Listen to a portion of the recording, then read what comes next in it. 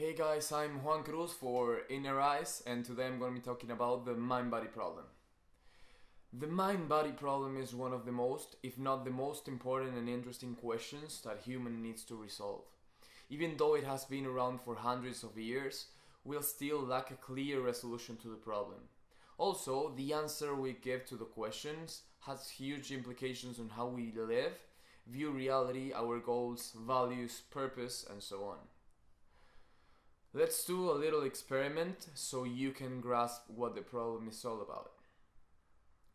Right now you're watching this video, you're looking at the screen, you're feeling the pressure of the chair against your butt, you're feeling the warmth of your skin, and you hear the sound of my voice. It is your subjective and conscious experience. In our current materialistic and scientific worldview, all the things I mentioned before are just electrochemical processes happening in the brain.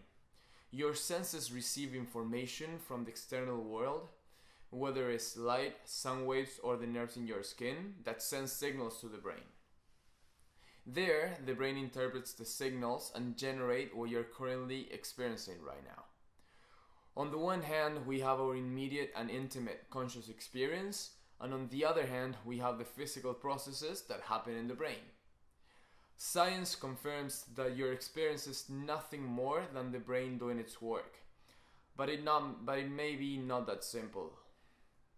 When you look at something, say a flower, thanks to science, we know that there's light bouncing off it, and it's going through your eyes. Then the nerve synapses of the brain form an image, and it generates what you see as the flower. It is obviously a much more complicated process, but you get the gist of it. The question is then, where is the actual experience of the flower in all of this messy process? Where is the redness of the petal and the greenness of the leaves? I mean, you see the flower outside your head, not inside. You don't experience the complicated mess that is happening in your brain. You don't feel the nerves sending information to your brain and your neurons firing. You just experience your vision of the flower. Same case with your hearing. Sound is created by some disturbance in some medium, usually air. When the disturbance hits someone's eardrums, they vibrate and stimulate nerves which send electrical signals to a section of the brain, resulting in the sounds you hear. But where's your experience of the sound in all of this process? The pulses of air by themselves don't constitute any sort of sound. So the objective processes themselves, that is the nerves and the brain and all of that stuff, cannot explain how subjective experience arises and how can you be aware of it. For science, you are not more than a very complicated and incredibly complex machine composed by matter. You are not different from a very, very complicated computer. The problem is that a computer may be programmed to generate the image of a flower or be able to hear sound, but the computer doesn't see or hear, only we do. When you grab your phone and tell Siri or Google something, they are able to hear it, but not in the same way that we are. They are not conscious of it. There's just a mechanical processes happening with no conscious awareness of their part. We are conscious of our experience, while the phone isn't. It isn't happening in the dark, we are aware of it.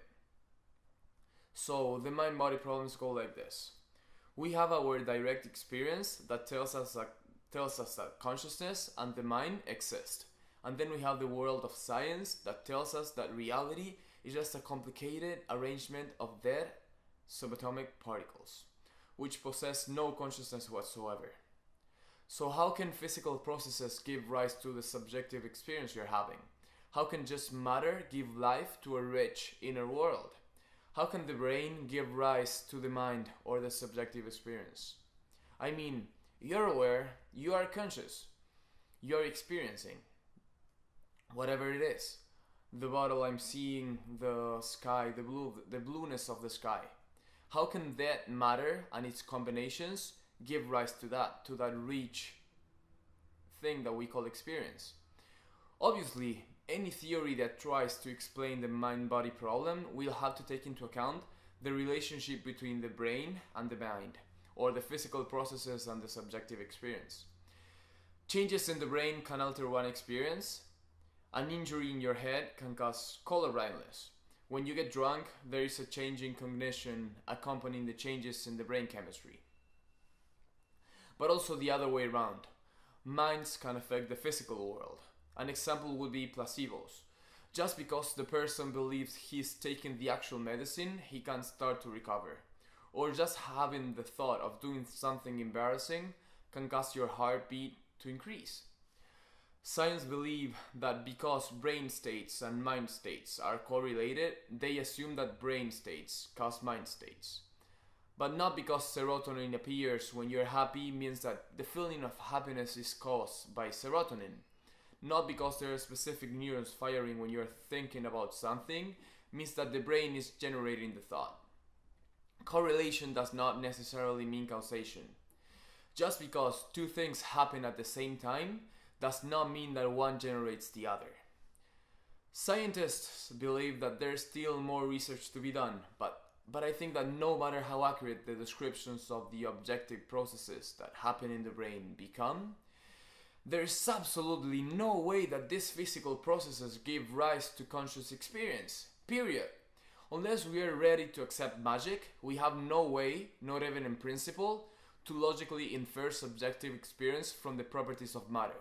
In other words, there is no way to logically deduce consciousness, that you are an aware being having a subjective experience, from the properties of matter, that is spin, momentum, mass, and so on. And the interesting thing is that if we cannot explain the origins of mind or consciousness from the attributes of matter, then it must be a fundamental aspect of reality and cannot be, therefore, generated by the brain. And that could be a huge paradigm shift. In part 2 of this series, I'm going to try to explain a way to solve this problem and its implications it has in our lives. Thank you for watching, guys. This is my first video, so be compassionate. Please leave your comments down below, subscribe to my channel and go to my page. Subscribe, I'm gonna be posting new videos every week. Thanks for watching and have a good day.